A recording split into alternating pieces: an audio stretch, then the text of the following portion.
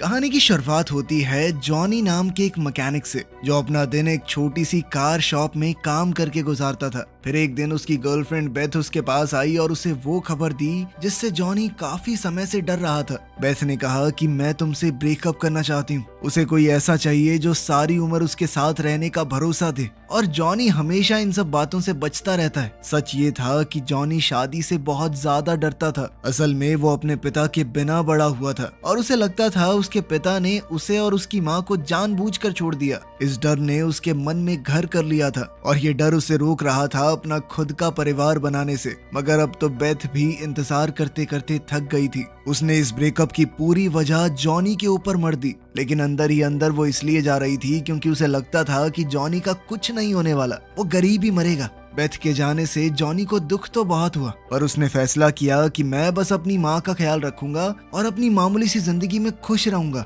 उस रात जॉनी एक बार में गया जहाँ वो अक्सर अपने दोस्तों के साथ वक्त गुजारता था। अब वो एक दिल टूटे आशिक की तरह स्टेज पर जोर जोर से गाना गा रहा था। तभी अचानक से एक औरत बार में आई और उसका ध्यान तुरंत जॉनी पर गया। गाना खत्म होने के बाद वो जॉनी के पास आई और उसने अपना नाम प्रूडेंस बताया। प्रूडेंस ने समझाया कि वो इंग्लैंड में ड्यूक ऑफ ग्लासविक की एडवाइजर है। इसके बाद उसने जॉनी को एक प्लेन टिकट दी और कहा कि वो ड्यूक से मिलने जाए। इतना ही नहीं, उसने एक पुराना बर्थ सर्टिफिकेट भी दिखाया जो ये साबित करता था कि जॉनी ड्यूक का असली बेटा है। ये देखकर जॉनी एकदम हक्का बक्का रह गया और उसने वो कागज वापस उसकी तरफ धकेल दिया। जॉनी ने कहा कि मैं उस आदमी से मिलना ही नहीं चाहता जो 30 साल पहले अपने परिवार को यूं छोड़कर चला गया हो। बस यहीं से उसकी कहानी शुरू हुई। अगली सुबह जॉनी सीधा अपनी माँ डॉटी से मिलने गया और सच जानने की मांग की। जब उसकी माँ समझ गई कि इसे बहुत कुछ पता चल चुका है, अब मैं बात नहीं छुपा पाऊंगी, तो आखिरकार उसने अपनी कहानी सुनाई। उसने जॉनी को उसके पिता के बारे में बताया। जब जॉनी की माँ और ग्लासविक का ड्यूक विलियम जवान थे, तब दोनों मिले और उन्हें एक दूसरे से प्यार हो गया। मगर जब विलियम के परिवार ने उनकी शादी को अपनाने से मना कर दिया तो दोनों भाग गए। विलियम ने जॉनी की माँ से वादा किया था कि वो सब कुछ छोड़कर उसके साथ रहेगा, लेकिन उसके ताकतवर परिवार के दबाव ने आखिरकार उसे वापस खींच ही लिया। इस सब से डॉटी का दिल टूट गया और उसने शादी कैंसिल कर दी। लेकिन कुछ समय बाद ही उसे पता चला कि वो प्रेग्नेंट है। उसने विलियम को बच्चे के बारे में बताने के लिए उससे बात करने की कोशिश की थी। उसे बहुत सी चिट्ठियां भेजी, लेकिन कभी कोई जवाब नहीं मिला। ये समझकर कि विलियम उसे भूल चुका है, उसने फैसला किया कि वो अपने बेटे को अकेले पालेगी। अब उसने जॉनी से कहा कि जाओ विलियम से मिलो, ताकि तुम अपने उस पिता को जान सको जिससे कभी मिल नहीं पाए।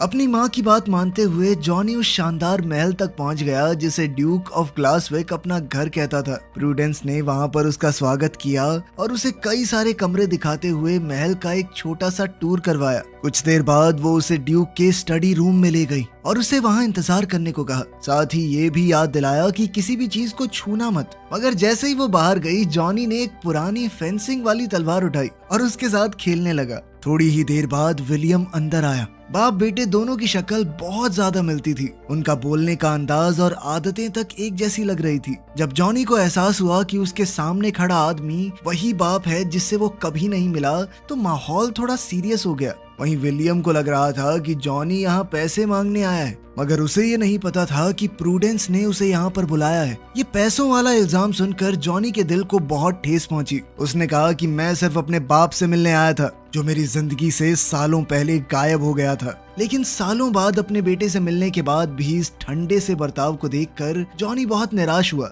और अब तो वो गुस्से से भर चुका था। जॉनी के जाने से पहले विलियम ने उससे डॉटी के बारे में पूछा। तब जॉनी ने बताया कि मेरी माँ सिंगर बनना चाहती थी, शायद आपको बताया होगा उन्होंने, लेकिन बन नहीं पाई क्योंकि मुझे पालना भी तो था। वो इंतजार नहीं कर सकती थी कि कब उन्हें बड़ा ब्रेक मिले। नॉर्मल छोटी मोटी नौकरियां करनी पड़ी। जॉनी अब अपने पिता से काफी नाराज था, इसीलिए उसने वहां से निकलने का फैसला किया। लेकिन प्रूडेंस ने उसे रोकने की कोशिश की। उसने उसे याद दिलाया कि तुम एक शाही परिवार के बेटे हो, तुम अपने पिता के अकेले वारिस हो, तुम्हें ही आगे चलकर ग्लासविक का ड्यूक बनना है। लेकिन जॉनी ने विलियम के बारे में कहा कि मैं इस आदमी के साथ तो बिल्कुल नहीं रहना चाहता। प्रूडेंस ने उससे पूछा, अच्छा ये तो बताओ तुम जाओगे कहाँ पर? इस पर जॉनी ने चिढ़कर कहा कि रुक जाऊंगा किसी होटल में, क्या हो गया? फिर बाहर निकलते वक्त जॉनी की नजर गैराज में खड़ी एक पुरानी गाड़ी पर पड़ी। उसे वो कार काफी पसंद आई, लेकिन उस पर धूल की मोटी परत जम चुकी थी। इसीलिए उसने खिड़की पर जल्दी से छोटा सा मैसेज लिख दिया। कि गाड़ी को साफ कर दिया जाए। इसके बाद वो पास के एक बार की तरफ चला गया, जहाँ उसने बार के मालिक के लिए एक पुराना म्यूजिक बॉक्स ठीक कर दिया। उसे घर से निकले ज्यादा देर हुई नहीं थी कि प्रूडेंस उसे ढूंढती हुई वहाँ भी पहुँच गई। उसने जॉनी को बताया कि विलियम चाहता है कि पूरे एक हफ्ते तुम महल के अंदर ही रुको, लेकिन जॉनी ने मना कर दिया कि मुझे जाना ही नहीं। तो प्रूडेंस ने उसके सामने एक डील रखी। उसने जॉनी से कहा कि चलो डार्ट्स का एक मैच खेलते हैं। अगर मैं जीत गई तो तुम्हें महल में वापस चल के वहीं रुकना पड़ेगा, और अगर तुम जीत गए तो तुम वापस अमेरिका जा सकते हो, और साथ ही तुम जो कहोगे तुम्हारी एक बात मैं जरूर मानूंगी। जॉनी ये सोचकर मान गया कि इस लड़की को तो हरा ही दूंगा, लेकिन प्रूडेंस का निशाना बहुत अच्छा था। वो बहुत आसानी से जीत गई। बाद में पता चला कि वो तो असल में एक प्रोफेशनल प्लेयर है। खैर कुछ भी हो, जॉनी हार गया था तो वो महल में वापस चलने को मान गया। उसे उसका कमरा दिखाने के बाद प्रूडेंस सिटिंग एरिया में आराम से बैठ गई और जॉनी के सोशल मीडिया पोस्ट्स को देखने लगी। उसी वक्त एनी नाम की एक नौकरानी अंदर आई और उसने प्रूडेंस को जॉनी और उसकी माँ की फोटोज देखते हुए मुस्कुराते पकड़ लिया। एनी ने तुरंत मजाक में कहा कि क्या बात है, लड़का पसंद आ गया क्या? लेकिन प्रूडेंस ने जल्दी से कहा कि नहीं नहीं, ऐसा कुछ नहीं है। फिर अगली सुबह जब प्रूडेंस जॉनी के कमरे में गई तो उसे एक पुराना फोनोग्राफ ठीक करते हुए पाया जो कई सालों से काम नहीं कर रहा था। थोड़ी देर बाद वो उसे साइकिल पर घुमाने ले गई ताकि जॉनी ड्यूक की जमीन जायदाद को अच्छी तरह देख सके। उसने बताया कि ड्यूक ऑफ ग्लासविक के नाम पर लगभग 42,000 एकड़ है। इसमें ज्यादातर जमीन खेती की थी। उनकी जमीन पर एक प्राइवेट चर्च भी था और साथ ही परिवार के शाही सदस्यों को दफनाने के लिए एक खास जगह भी। प्रूडेंस ने यह भी बताया कि विलियम के पिता ने परिवार की आखिरी बची हुई दौलत खर्च कर दी थी और साथ ही बहुत बड़ा कर्ज छोड़ दिया था। इसके बाद प्रूडेंस जॉनी को एक फार्म पर लेकर गई जहां उसका स्वागत फिंची नाम के एक बुजुर्ग आदमी ने किया। जॉनी की नजर तुरंत एक टूटी हुई ग्राइंडिंग मशीन पर पड़ी जो लगभग 10 सालों से बेकार पड़ी थी। जब उसने पास पड़े चुकंदर के ढेर के बारे में पूछा तो फिंची ने बताया कि आजकल चुकंदर से ज्यादा मुनाफा नहीं होता। उसने ये भी बताया कि तुम्हारे पिता विलियम बहुत ही अच्छे हैं। उसने कभी भी उन किसानों से रेंट नहीं लिया जो ड्यूक की जमीन पर काम करते थे। फार्म घूमने के बाद जब वो वापस महल लौट रहे थे तो प्रूडेंस ने जॉनी की मुलाकात उसके कजन एलिस्टर से करवाई। अगर विलियम का कोई बच्चा नहीं होता तो वही अगला ड्यूक बनने वाला था। फिर खेतों के बीच घूमते हुए प्रूडेंस ने जॉनी से कहा कि एक बार ड्यूक बनने के बारे में जरूर सोचना। मैं बिल्कुल नहीं चाहती कि एलिस्टर उस गद्दी पर बैठे। फिर उसने जॉनी को खुलकर अपनी कहानी बताई। उसके माँ बाप कई सालों तक ड्यूक के परिवार के लिए काम करते थे, इसीलिए वो महल में ही बड़ी हुई थी। जब वो सिर्फ 8 साल की थी तो उसके माँ बाप एक एक्सीडेंट में मारे गए। उस वक्त मुझे विलियम ने अपने पास रख लिया और बिल्कुल अपनी बेटी की तरह पाला। उसे बड़े से बड़े स्कूल में भेजा, जो वो करना चाहती थी करवाया। इसी वजह से प्रूडेंस अपने दिल से विलियम की शुक्रगुजार थी। वो चाहती थी कि अगला ड्यूक कोई ऐसा इंसान बने जो सच में इसके लायक हो, बिल्कुल जॉनी की तरह। अब ज्यादा देर नहीं हुई थी कि महल में खास मेहमान आने शुरू हो गए। उनमें एलिस्टर और उसकी माँ भी शामिल थे और उन दोनों को ही मौका मिलते ही जॉनी को नीचा दिखाने में बहुत मजा आ रहा था। उन्हें लगता था कि जॉनी को शाही रहन सहन के बारे में कुछ भी पता नहीं होगा, क्योंकि वो तो अमेरिका में एक आम इंसान की तरह बड़ा हुआ है। फिर घुड़सवारी के दौरान भी एलिस्टर ने उसे नीचा दिखाने की कोशिश की। उसे पूरा यकीन था कि जॉनी को घोड़ा चलाना आता ही नहीं होगा, लेकिन जॉनी ने घोड़े को बहुत आराम से कंट्रोल कर लिया, जिससे सभी लोग हक्के बक्के रह गए। सिर्फ इतना ही नहीं, उसने एलिस्टर को गिरने से भी बचा लिया। कुछ देर बाद जॉनी किचन में नजर आया, जहां वो चुकंदर का जूस बना रहा था और स्टाफ के कुछ लोगों को दे रहा था। तब एनी ने कहा कि पहले तो मुझे ये फल बिल्कुल पसंद नहीं था, क्योंकि इसका स्वाद थोड़ा कड़वा होता है, लेकिन जॉनी का बनाया हुआ जूस चखने के बाद वो बिल्कुल हैरान रह गई कि ये कितना स्वाद था। जॉनी ने समझाया कि इसके बहुत फायदे भी हैं। तभी प्रूडेंस वहां पर आई और सबको काम पर वापस लगने को कहा। फिर उसने खुद भी जूस को टेस्ट किया और उसे भी बहुत पसंद आया। शाम को जॉनी ड्यूक के महल में होने वाले एक खास डिनर के लिए तैयार हुआ। जब उसने प्रूडेंस को सुंदर सी ड्रेस में देखा तो वो उसकी खूबसूरती देखकर हैरान रह गया। खैर डिनर के दौरान जॉनी को पहले कोर्स में थोड़ी मुश्किल हुई। प्लेट में अजीब सी मछली थी जिसे देखकर उसका मन खराब हो गया। तभी एलिस्टर ने तुरंत इस मौके का फायदा उठाया और उसका मजाक उड़ाने लगा। तुम्हें तो शाही टेबल मैनर्स के बारे में कुछ भी पता नहीं होगा।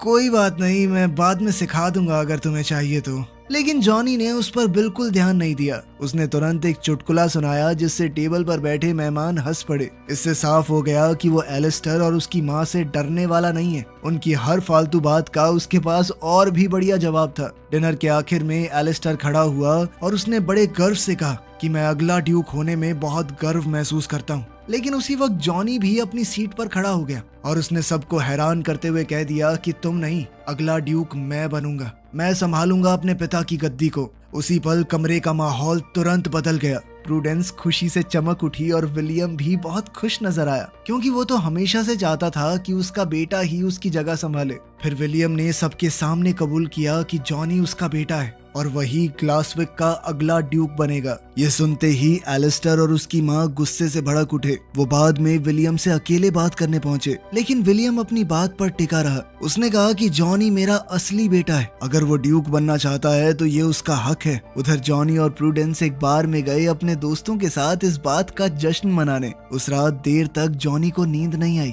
इसीलिए वो गैराज में चला गया और उस पुरानी कार पर काम करने लगा। फिर थोड़ी देर बाद विलियम भी वहां आ गया और जॉनी से पूछा कि तुम ड्यूक क्यों बनना चाहते हो। साथ ही उसने ये भी माना कि जब मैं ड्यूक बना था तो मुझे भी नहीं पता था मैं क्या कर रहा हूँ। खैर यूं ही बातचीत करते हुए वो गाड़ी को ठीक करते रहे और धीरे धीरे एक दूसरे को थोड़ा बेहतर समझने लगे। फिर अगले दिन प्रूडेंस ने जॉनी को डांस सिखाना शुरू किया। वो एक आने वाले फंक्शन की तैयारी कर रहे थे। उस मौके पर इंग्लैंड के कई शाही परिवारों के लोग वहां आने वाले थे। प्रूडेंस चाहती थी कि जॉनी उनके सामने बिल्कुल भी कम न लगे। डांस लेसन के दौरान अचानक से एनी वहां आ गई और उसने जॉनी और प्रूडेंस का शुक्रिया अदा किया, क्योंकि उन्होंने उसके बॉयफ्रेंड को भी फंक्शन में आने का न्योता दिया था। जल्द ही प्रूडेंस को पता चला कि जॉनी ने फिंची और उन किसानों को भी न्योता दिया था जो सालों से इस जमीन पर काम कर रहे हैं। ये सब सुनकर प्रूडेंस थोड़ी इमोशनल हो गई, खास करके इस बात को देखकर कि जॉनी को यहाँ आए कितना ही वक्त हुआ है, फिर भी उसे यहाँ पर काम करने वाले सभी लोगों का ख्याल है। अब जल्द ही उनकी प्रैक्टिस के दौरान माहौल थोड़ा रोमांटिक हो गया। जॉनी और प्रूडेंस एक दूसरे के काफी करीब आ गए और ऐसा लग रहा था मानो दोनों एक दूसरे को बस चूमने ही वाले हैं। लेकिन तभी एनी और कुछ स्टाफ मेंबर्स ने उन्हें देख लिया और दोनों वहीं रुक गए। खैर फिर जॉनी दोबारा से गैराज में उस पुरानी कार पर काम करने चला गया